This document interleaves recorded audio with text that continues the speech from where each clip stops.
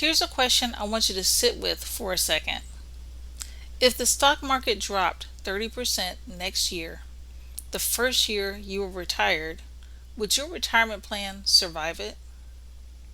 Not your feelings about it, your actual plan, your income, your ability to pay your bills for the next 25 or 30 years. Most people have never really answered that question because most people have never been taught how to think about it. They've been told to save, invest, and hope for the best. Nobody sat them down and explained that every single dollar in their retirement has to sit somewhere on a spectrum, with safety on one end and growth on the other, and that where you put each dollar matters just as much as how much you have saved.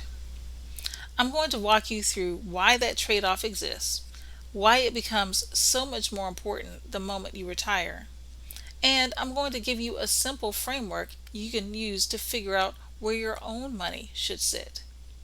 Stick with me to the end because I'm also going to show you how to find out exactly where your money stands right now. Let's start with the basic relationship that drives everything else in this video.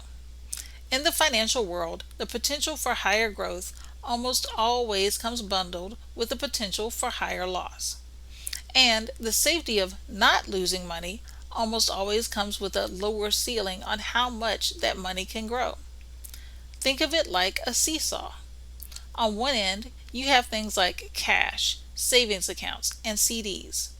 Your money is safe, it's not going anywhere, but the growth on that money is minimal, sometimes barely enough to keep up with the cost of a gallon of milk, let alone the cost of everything else going up year after year. On the other side of that seesaw, you have the stock market. Real growth potential, historically strong long-term returns, but also real risk. The kind of risk where your account can lose a meaningful chunk of its value in a matter of months, and there's no guarantee of when or if it comes back on your timeline. Here's the part I really want you to understand. This isn't a flaw in the system that some clever product or strategy can make disappear. It's simply how the system works. Every financial vehicle you'll ever consider, including the ones I talk about on this channel, lives somewhere on that seesaw. Nothing offers unlimited growth with zero risk. If someone tells you otherwise, that's your cue to ask a lot more questions. Now, here's why this trade-off means something very different once you retire than it did while you were working.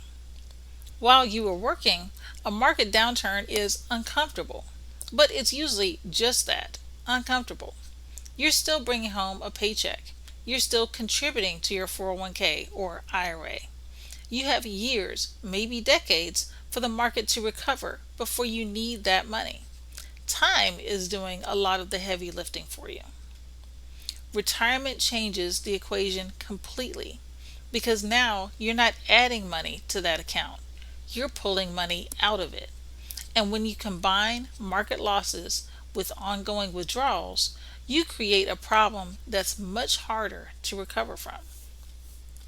Financial professionals call this sequence of returns risk, and it basically means that the order in which you experience good years and bad years matters just as much as your average return over time. Let me show you what I mean with an example. Let's say we have someone named David.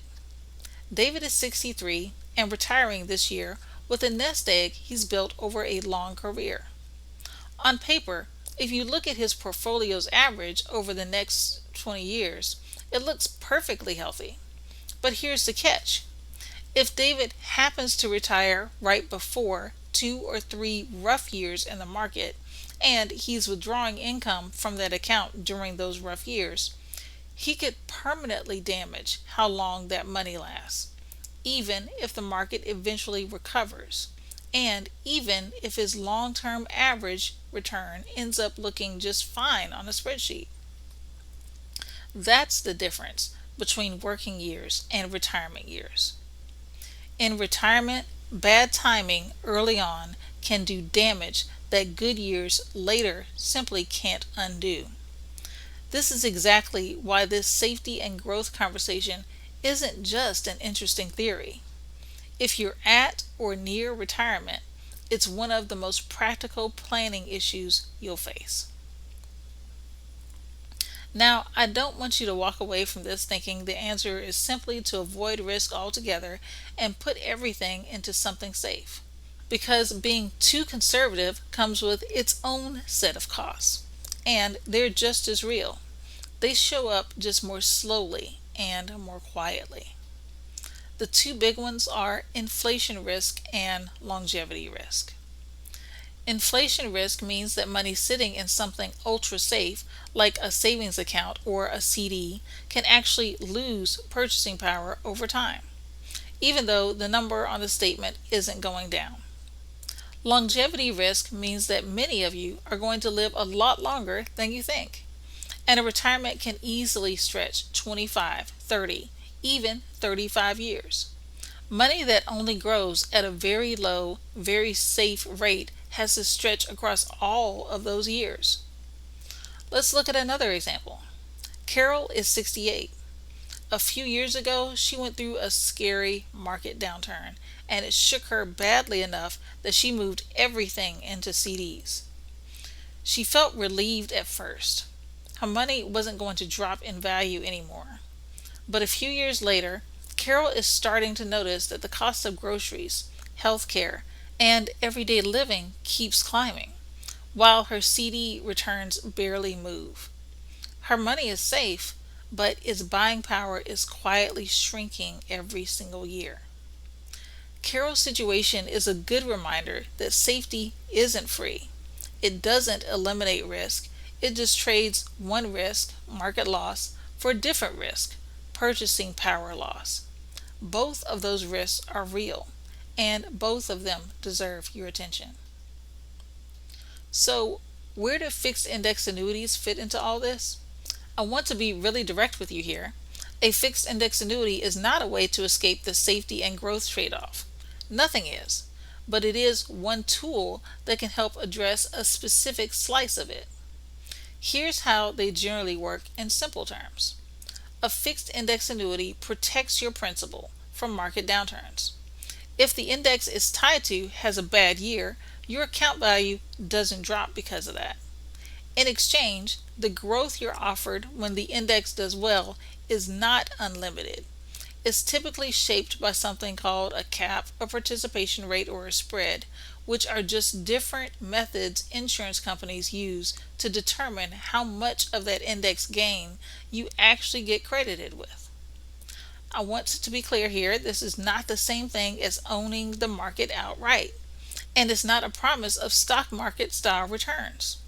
Think of it less as a growth engine and more as a way to carve out a portion of your overall plan specifically for principal protection, with some reasonable upside potential attached to it. Some people use this concept to build what's called an income floor, essentially a layer of guaranteed or protected money that covers essential expenses, which then frees up the rest of their portfolio to take on more growth-oriented risk, with money they don't need to touch right away.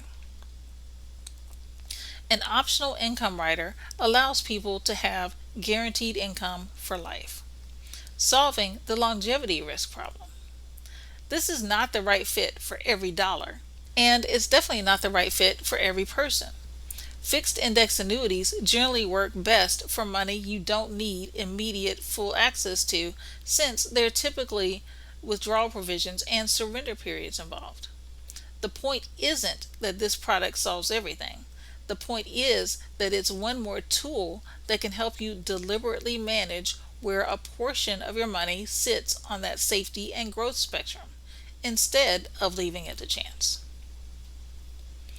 So, let's make this practical. How do you actually figure out where your own money should sit on the spectrum? Here are the questions I'd encourage you to ask yourself. First, how many years until you actually need this specific pool of money? Money you need in the next few years should generally behave very differently than money you won't touch for 15 or 20 years.